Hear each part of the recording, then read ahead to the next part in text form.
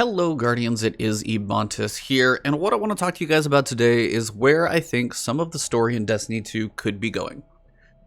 A lot of this has kind of been harkening back all the way to Destiny 1, but more recently Shadowkeep has kicked off this idea behind the pyramid ships. And more recently, in the past couple weeks, this has become much more of a thing.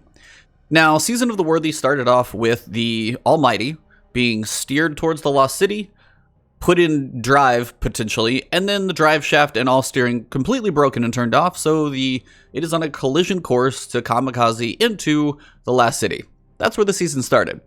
Since that happened, we've been running around to bunkers and kind of activating them, booting them up, leveling them up to turn them on for Rasputin, so he is at full power to hopefully defend the human race and save everybody from the almighty ship, because as Guardians, we are not capable of destroying something that large, apparently. It's going to take something at the scale of Rasputin, the Warmind, and, planet-scale weapons potentially to take that thing out. That's where the season started. Now, we've taken a pretty sharp turn recently when we opened the IO bunker and had things veer into the pyramid ship territory. We're back on that again. Zavala was talking to Rasputin, and the projection showed the solar system with the planetary orbits and all of that stuff going on. And outside of our solar system, if you count out there out to basically Neptune, it showed that there were pyramid ships not that far away. It seems like that would be a current projection, even though what we were listening to from Rasputin was the old voice audio from like the previous collapse when everything kind of went to hell before. But if the projection is what it is now, showing as accurately as it is, then we potentially have the pyramid ships on the horizon. Now, before I get into the speculation of anything leaks, which I'm really not going to touch mostly, I might briefly discuss stuff that has been concept art for years, but I'm not going to go deep into a leak that has come out recently, because honestly, I don't know if that's going to be anything that holds water, and you can look up a leak other places. So, my idea is going to be my theory, and I was sitting there talking with my brother, talked with my Twitch chat, and kind of broke down what I think could be coming and why. So, where we were at last week when we opened the bunker with Zavala, there's this large projection. I call it a light bright wall. If you know what light bright is, you're as old as I am or older, so just dating myself more than anything. But it is a wall of all these little lights that typically looks like it represents the solar system. The only difference is everything is written in Russian.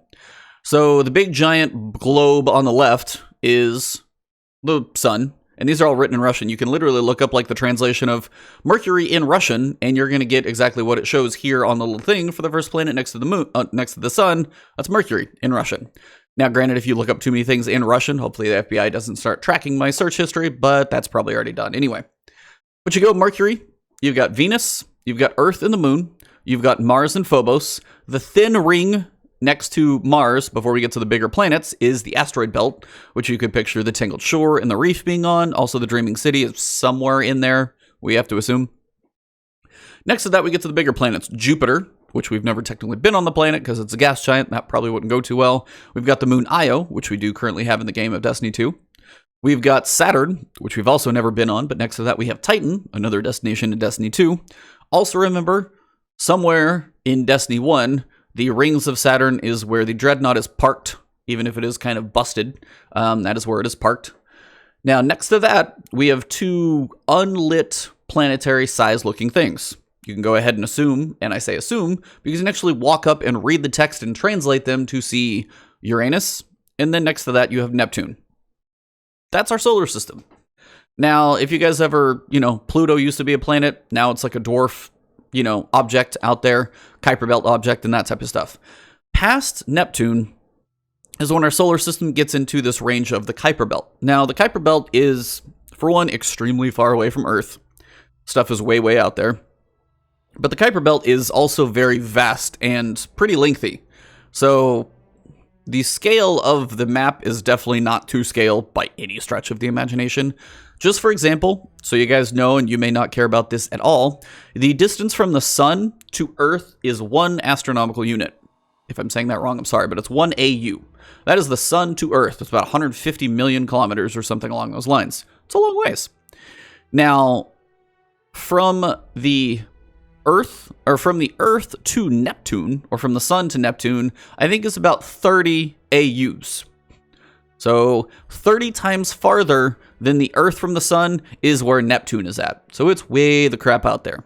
The Kuiper belt, you could picture it as an asteroid belt, but it's about 100 times as big.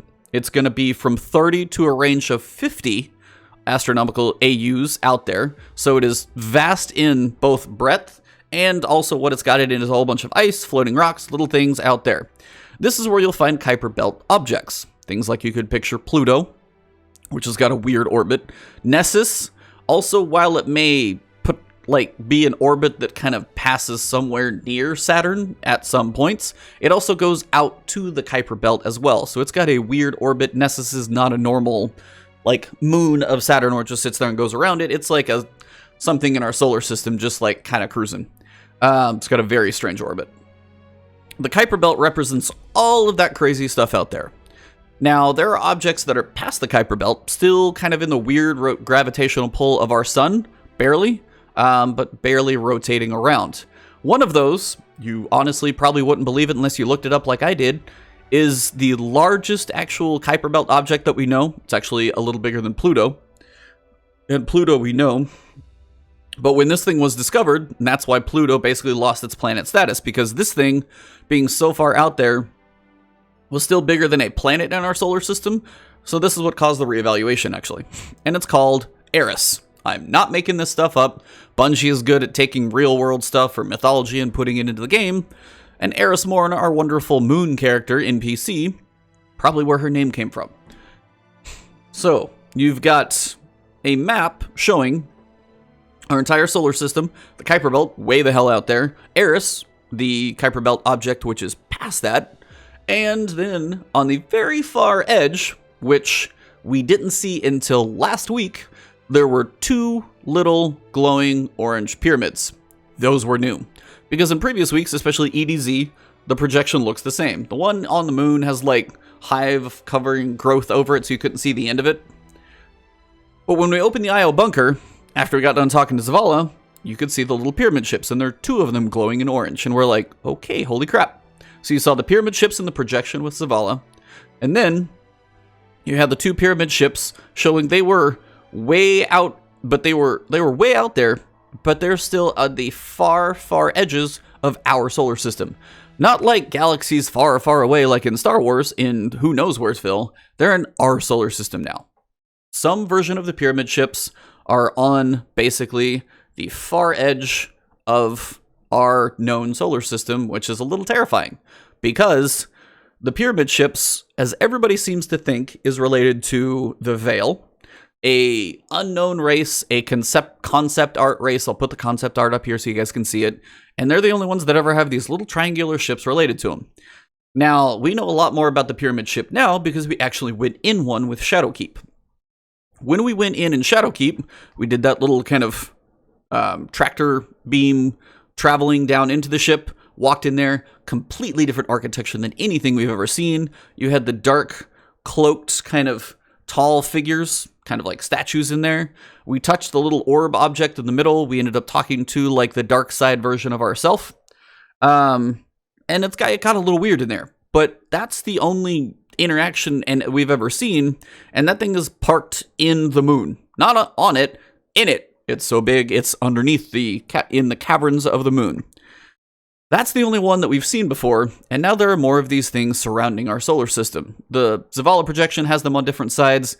The two on this section seem to be coming from different angles, but either way, solar system's a big circle. They're coming to us. That's kind of bringing you guys up to speed on where we were at last week. Now everybody's like, what's going to happen to the little triangles on the right side of the screen? Well, we log in this week to find a map that looks like this. Everything looks the same on the left-hand side. Nothing else is new and lit up. But on the right-hand side, there are now 8 triangles that get the nice little orange glow that passes through them every time maybe Rasputin's radar scans them. But there are 8, and they've also progressed quite a bit. So now, if you want to throw your hands up in the air and scream as a guardian, now's a good time. Ah!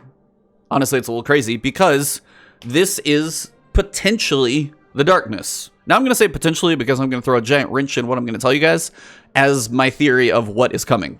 But I'm trying to give you guys where everybody around the internet is coming from, the theories about this. But I'm also going to go into some of the business as to what Bungie is working with and where we're at, and kind of what to expect. So, we have the pyramid ships coming in. Now, I went through, and you can see on the far right-hand side, there's, like, the 2 OG pyramid ships. They're about 3 little light, bright bulbs wide. And there's a space, and then now, we have another ship next to that. 3 bulbs wide, and a space, and 3 bulbs wide. Now, if potentially the ships out there are covering our solar system, and believe me, this thing is not to scale. As I said, up to Neptune is 30 astronomical units, and then the Kuiper Belt itself is another 20 astronomical units. So to go from the Kuiper Belt one side to the other is going to take 2/5 of the time it would take to get to Earth. So still got a ways to cover. So I'm not sure if what I am actually going to put on screen here is going to be even remotely to scale. But it does actually line up with timing. So I'm not sure what their propulsion system is, how far away they're coming from, but weeks are going to turn into days and things are going to get a little crazy. But the idea is if you add 2 more ships of coverage per week, you get very, very close to Titan by the end of this season. Like June 9th is the end of the season. That's when season 11 starts. That's also roughly when said pyramid ships are going to make it to Titan and Saturn, mostly, but the big planet, is when they're going to get roughly there. Now, I mean, I could be looking at this thing at a weird angle in the game, probably not exactly perfect math of like Photoshop, but a rough estimate puts the pyramid ships, if they don't get slowed down, if they travel on the same trajectory. Now, if they're stuck in the Kuiper Belt for like the entire season 11, yeah, it's going to be a little slower, but if they do travel at the same pace, and next week is going to be even more telling, they're going to end up around Saturn by the time the season ends. Now that leads to a lot of speculation about the game itself. Where we're at, what's coming into the game, how much can the game hold, how big is it, what's going on. Now this is where things get into taking some of the things Luke Smith and Bungie has said previously and trying to extrapolate some idea of what's going to happen in the future. Now previously Bungie had said that the game cannot grow forever. Okay, we kind of get that. At some point, a 160 gigabyte game cannot grow forever. How big are the assets in the game? It's kind of hard to tell. Videos and stuff, cinematics typically take up a lot more space than, you know, art and wireframes and things like that, but they're still not small as they have a lot of stuff in the game at this point. Some of the planets are pretty big. And we recently got the moon. It's another addition. We've got the Dreaming City, the moon, Titan, EDZ, Mercury. Pretty much the only thing we're missing at this point is Venus. And not much else, but we've got a whole lot of the solar system represented on the director at this point. So there's the question of what is coming in the future, what we're going to be facing. Now, first off, I'm going to tell you guys, whatever is related to the ships on screen is not going to be coming in Season 11. I can promise you that. Anything the scale of Season 11 is going to be smaller. We've seen the size of the seasons. We've had Season of Dawn with the Sundial activity. We had Season of the Undying with the Vex Offensive and the public events. We've had Season of the Worthy with public events and bunkers. None of this stuff is grand scale, new planets, new destinations, new enemy races. None of that stuff's gonna happen just on a pure hunch of the fact that a season is not the big enough scale to introduce that. So set your expectations probably right there that Season 11 is going to be something not quite related to this stuff. Just a hunch. My actual hunch is what Season 11 is going to be related to is when I pull up my character and you look at my arms, this is an ornament. There are quite a few things that are siva related. And if you don't have a clue what siva is, it's basically a nanotechnology that Rasputin had in the Golden Age and kind of got pissed off at Guardians, suck it on us, and then it kind of got out, got free, built it on. It went kind of crazy. If you want to know what siva is, go watch a Bife video. He's got the lore. He's the good one. But siva seems to be popping up in a few weird places, oddly, and amongst other like kind of leaks and breaking the game and getting into spaces that people shouldn't have, it seems like there's going to be some tie into siva with this whole Rasputin storyline. Now, my hunch with what is going to be happening is Rasputin released siva previously. Potentially, we're going to possibly get on the good side of Rasputin, hence Season of the Worthy, Rasputin seeing if Guardians are actually worthy of pairing up with. Alright, so if we get through this whole thing of Guardians and Rasputin actually pairing up and working together, and we take out the Almighty, we're at a point where we have this large AI war mind, basically something that's on the scale of a solar system level defense system, and it actually has still potentially control of this thing called Siva, this nanotechnology that is crazy at doing what it can do. And it may be something either we have to face and fight again, or it's something that's either taken over Rasputin, doing bad things or good things, or maybe if we get on Rasputin's side, we've got to go fight some Siva-related stuff, but then potentially it could be something where we're able to harness it or use it, or Rasputin is able to use it as a power for himself as well to make him even stronger and a better defense for humanity and Guardians both. That's my hunch. Do I have a clue if it's true? Not at all. But I have a feeling anything else that I'm going to talk about is bigger and grander than something Siva related, and these teases have come in like the Eververse store of a transmat effect from ships. You've got an ornament here, you've got a different ornament on a gun. There are a couple things that are Siva related, and there's a hidden shot that I'm not going to show you guys, but it seems like Siva could very much be involved next season, and it's something that would give us a filler in Season 11 to build into a larger expansion. Now, the larger expansions are where, obviously, we don't know what is coming, but the big question is, you have to picture what Bungie is capable of putting out, what they want to do to the universe of Destiny, and also the scale of what you're asking for.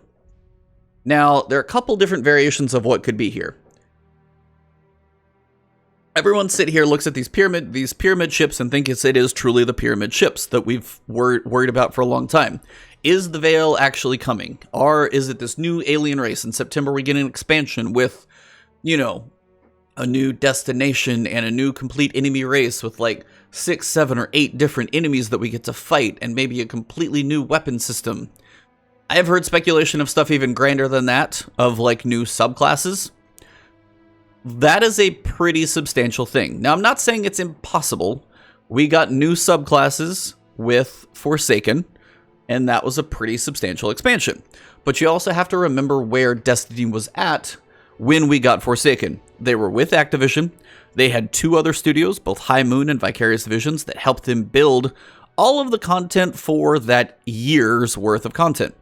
Forsaken was probably a lot of Bungie. I think it was High Moon Studios that built the Forges. You had Vicarious Visions that helped build Season of Opulence. Drifter, I'm not sure where that fell in between. It's fine. But they had 2 other studios with Activision helping them. All of that was a thing. Bungie made the decision to buy their IP basically from Activision for a substantial sum of money, like $160 million, so they could have their own IP. Now, that is a big deal, being as if they wanted to buy it, they saw a future to it, which is a good thing. They actually saw a future, they had a plan, hopefully building on whatever they've got. And a lot of people are going to give Bungie crap for having a bunch of story threads that are unfinished, and we have a crap load of them. You have Uldren. No idea, he got woken up. Have heard little rumblings of lore pages here and there that he's sitting outside the tower, always wears a mask, all that type of stuff. But we haven't seen him in the game in ages. The Dreaming City is in a perpetual 3-week cycle from hell that they are stuck in forever. They haven't got out of theirs. From Destiny 1, you had the Taken King, Oryx, and now in Shadowkeep, we had his daughter, Hashladun, build the fortress on the moon and try and get back at us with relation to that. That was that. Oryx has 2 other sisters. You have Savathun and Xivu Arath. Those 2 are out there. One is called the Trickster. That's Savathun, and then Xivu Arath is like the god of war, basically, so she's crazy. And I'm not the lore expert, I'm just going from what I've been gathering like today, trying to put all of this stuff together, so I'm plenty wrong on some of this, but some of this is right. I just know not all of it is, so forgive me there. So you have those 2 sitting out there for storylines and all that stuff in the lore. There's a lot of lore out there that is unfinished, so some people, when I say what I'm going to say next, are probably going to be like, are you freaking serious? But if you sit there and think about it, it's the one that makes the most sense. Shout out to Blackwings and Prescott in chat, my brother Stonewolf, and more that kind of helped me build on all of this stuff. If you picture something the size of the Veil coming, the Veil is a completely different alien race, with potentially new enemies, with potentially new powers, maybe new subclasses, new weapons. You would probably want something of that scale to either be a large expansion with multiple destinations. One that everybody seems to think about is right here, Europa, which is not lit up on our light bright wall, but is right underneath Jupiter, one of the other moons of Jupiter. So you would picture that being maybe a forward operating base as our fight towards whatever's coming. Maybe. You've also potentially, maybe we're going to go on, you know, some more farther out system and fight on maybe Neptune or Uranus, or the pyramid ships have a mothership and we have to go fight on that thing, kind of the way we did previously with the Dreadnought and Oryx. All of that stuff is very large for development scale. And you kind of have to picture where Bungie is at right now. What are they making? What are they doing with their development resources? They have the live team or the season team that is making our seasonal content, keeping it going, all of that.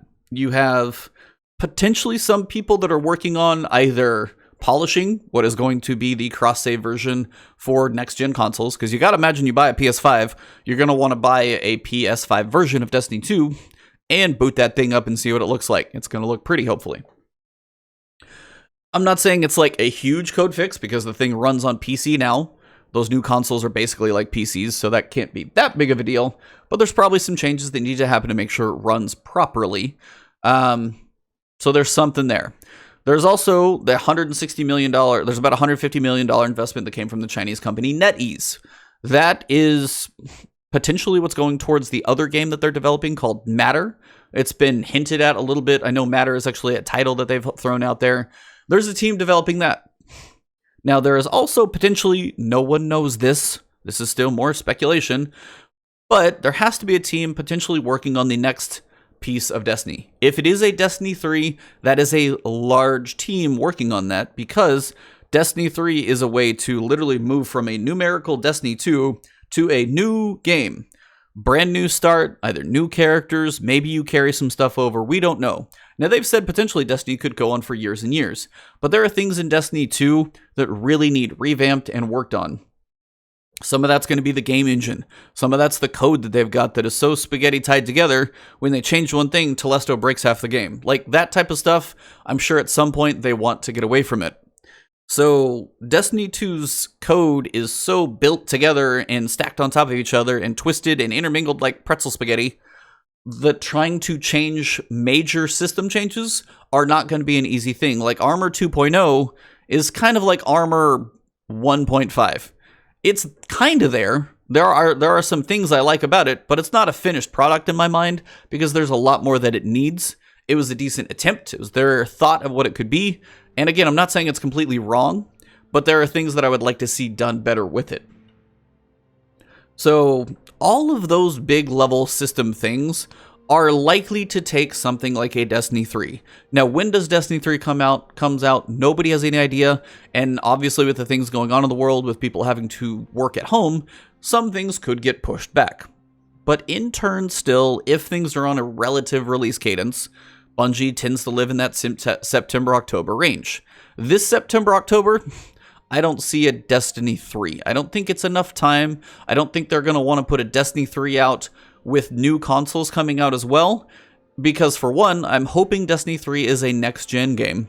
I'm hoping it's developed for next-gen so it can take advantage of the hardware, the cores, better, like, cool enemy AI, and a lot more things that they can do with those new consoles as, like, the bare minimum, and be able to really make a true next-gen game. I don't want D3 to straddle the line and still have to function on a base PS4. I know there are over 100 million PS4s and probably over at least 50 million Xbox Ones out there in some way, shape, fashion, or form.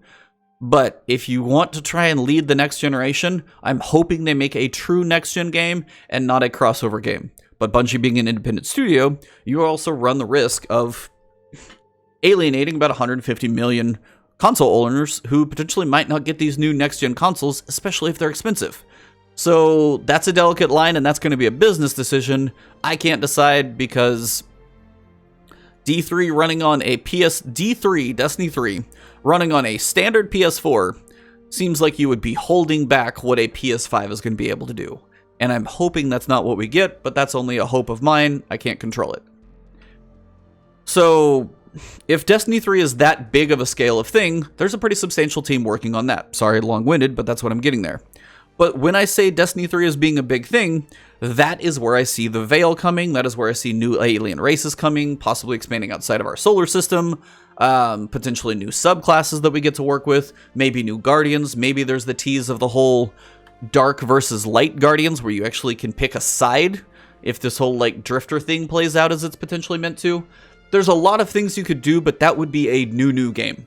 Completely new stuff going on there, and I think you would also do a new alien race disservice by introducing a completely fifth race to the world of Destiny. Not Taken, where it's a reskin on Cabal or a reskin on Fallen. They have their own mechanics to them, but it is still the frame of an Acolyte, or the frame of a Knight, or the frame of a Legionnaire, just Takenified. Bad word choice, but that's what it is.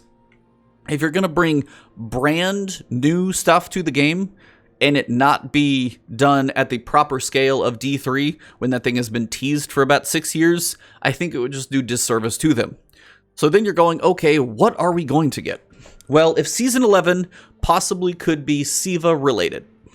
I don't know what they're going to call it. Season of the Nanites for all I know. If Season 11 is that, and it's us working with Rasputin or trying to see if we can get the Siva under control to try and maybe empower Rasputin even more, you're going, all right, what is coming in these pyramid ships? And again, next week is going to tell a lot. How fast these pyramid ships move from here to next week, depending on if they're just like, hey, now we're in the Kuiper Belt. Hey, we're through the Kuiper Belt. And it's just this like linear progression across this little display.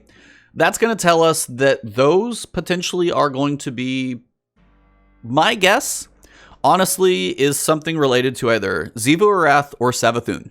Some type of Hive/Taken ships coming. Now, they could be pyramid ships, straight up. And I was talking to my brother about this, and he kind of came up with this theory as well. I said Trickster, and he was like, wait a minute. He said Trickster, and you have to picture, actually, the Marvel storyline with Loki. If you picture Loki, he was a trickster. Word for word verbatim there, by the way. And picture Thanos to Loki. Thanos is like, hey, here's an army. Go see if you can handle Earth with this army. And, do what you got to do in there. If you, conquer it, hey, you can have Earth. We're going to have the whole solar system, or the whole universe. We don't care about one little planet, so here's this little army. Picture something similar. Excuse me. Picture something similar with Savathun or Xivu Arath. I don't know which sister would be coming. Savathun seems to be the fitting one, and I'll explain why in a second. So say Savathun took some darkness ships, but the ships are just a transportation for Savathun's army. She slowly comes in, and the direction that she would basically get to by the end of this season, she might go park on the Dreadnought. Now, the Dreadnought, being a destination from Destiny 1, could be handled in a similar way that they handled the Moon.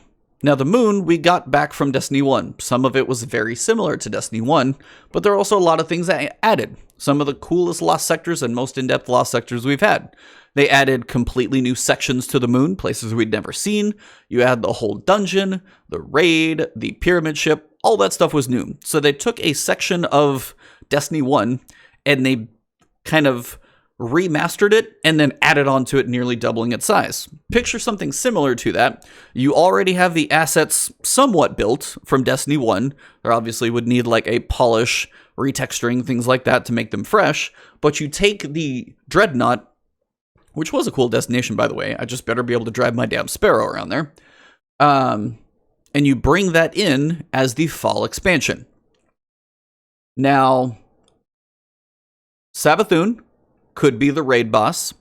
And the other tie-in there is we would be potentially working with the Dreadnought, pretty substantial destination, and we also would have a reason to go back to the Dreaming City, because Savathun, with the whole weekly cycle and the Ahamkara Dragon and killing Dolankaru, every time we do that loop, we are basically powering up Savathun. So we're making her stronger by continually doing that. So Savathun could potentially come in, and at this point, you've got the Dreadnought as a new destination, but the development to get the Dreadnought into Destiny 2 is not going to be as drastically large as it would be to build at a completely new, huge planet. Picture trying to rebuild a European dead zone again, but it's different. Like a snow-covered European dead zone with mountains and things of that nature. Rebuilding that again completely from scratch would be hard to do, I think, especially for Destiny 2.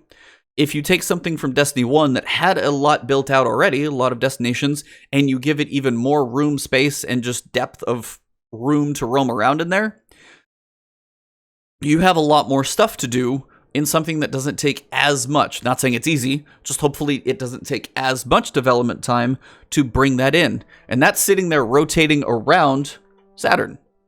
And by fitting time, the pyramid ships come in at the end of the season, they park, they overtake the Dreadnought, and somehow there's a culmination of we've got to work with Rasputin to get Siva up so we can go onto the Dreadnought to hopefully kill Savathun. If we kill Savathun, maybe we'll break the three-week perpetual cycle on the Dreaming City, and we actually might get some storylines that start wrapping up. You have another Sister of Oryx, if he's dead, hopefully, and stays that way, another Sister of Oryx that we can kill, leaving only one, hopefully, for something later on, I guess. We've got the Dreaming City having its perpetual thing resolved, which is cool because they've been in purgatory for a very long time. We get a new destination, something they could potentially add to the game. I don't know if they would take anything out. Maybe if they exchange Titan for the Dreadnought on the Director, you could probably fit it in, because the Director is pretty full if you look at it. If I pull up the Director right now, there's a lot of stuff on here. You could shift some things around and probably squeeze, like the Dreadnought in the bottom left-hand corner related to Jupiter. It's possible, but... or Saturn, I mean. Titan, Saturn, and the Dreadnought's floating out there as well. And there was always this weird idea of a loading screen for the Dreadnought that managed to get loaded in for Destiny 2. So, a lot of signs actually could point to them finishing the Savathun storyline and then waiting for the Veil and these pyramid ships and something grander of, you know, darkness powers and subclasses and who knows what else you can speculate on to be coming in with a Destiny 3, a larger, grander release that is actually also does justice to something that has been these pyramid ships and the true darkness versus the Traveler's Light, like our true antithesis, that comes in like a number 3, a new, this is the ultimate Destiny, this is 3, this is the game we're going to live in forever because we finally got to build the right thing that we wanted to. That's a lot of speculation. I'm fully aware. But wanted to let you guys know, for one, the astronomy of where we're looking at in the solar system, two, the speculation of what Bungie is working on, what we could potentially see, what makes sense when it comes to development, and then also doing justice to something like the true pyramid ships in the Veil versus here's a set of loner pyramid ships that Savathun can use to come try and take back the Dreadnought and do what she's got to try and do maybe in the Dreaming City as well. So that's what I would honestly guess to see from here. Now, this video could age really poorly in about a week if we come back in here and the little light bright wall is updated and it's moved nowhere, or it's moved a lot more, or it's right on track. Who knows? But with this information, this is where we're at right now. Now, this is a long-winded video, but I still wanted to put this one out. Hopefully this helps you guys, for one, get a little more knowledge about the solar system, two, get an idea of everything that seems to be floating out there for ideas, and just kind of when to expect stuff. I would probably expect a D3, and been saying this for a while. 2021 makes a lot of sense. We have the Savathun, maybe you call it Taken Queen. It's possible, who knows what you're going to call her, but maybe that is the September expansion. Whatever you call that one, always kind of cool. If that one gets us from 2020 to 2021, like September to September, October to October, whatever the dates fall, in 2021, the next-gen consoles will have been out for not quite, but close to a year. Those have settled in. You've had your first initial purchases of those. You've got potentially a next-gen game. You've bought yourself a year with Savathun. And that's year 4 of Destiny, longer than this game ever made it through in Destiny 1, because it was probably supposed to be D3 coming up, but I don't think they can do that right now. And then Destiny 3, sometime in there, we get to get new races and other stuff involved, and we get to get on a grander, more RPG-focused, big-scale, cool game. That's my hope. I know this was a lot, but there's a lot to think about in this, because the pyramid ships being the Veil seems like a very easy answer, but the Veil, if that's what they're called, again, it's just those shadowy, weird figures we saw in the pyramid ship. If the pyramid ship figures, or whatever those things are, come in a September expansion, I would be very, very surprised, because they have been teased in the universe of Destiny for so long. Now, if Bungie just finally was like, hey, we're going to get to the pyramid ships and we're going to do this thing, maybe that is the path they're on. But I just have a feeling we're in for something slightly different. If you guys enjoyed this video, I know it was a long one, but hopefully you listened and made it to the end. If you did make it to the end of this one, hit the hashtag astronomy smart, just because I'm curious if you guys actually made it this far. Because hopefully you know a little more about our solar system and the world of what's going on out there. But if you did enjoy this video, there's always more to come from me in Destiny, even if I am working on a solo Pit of Heresy, or thoughts about subclasses, or my rant and rave that's going to come about Grandmaster Nightfalls, and my thoughts on those. So subscribe to the channel if you haven't yet. If you are subscribed, please hit the alert bell. That's one of those things YouTube seems to want now, at least that's what I hear. So if you haven't hit the alert bell, please do. That'll help get my videos to you on a more reliable basis. Also, you can find me on Twitter, and you can find me on Twitch as Ebontis. Follow me there. And, of course, there's a Patreon below if you want to support me directly. Never needed, but always appreciated. So thank you all very much for making it through this one.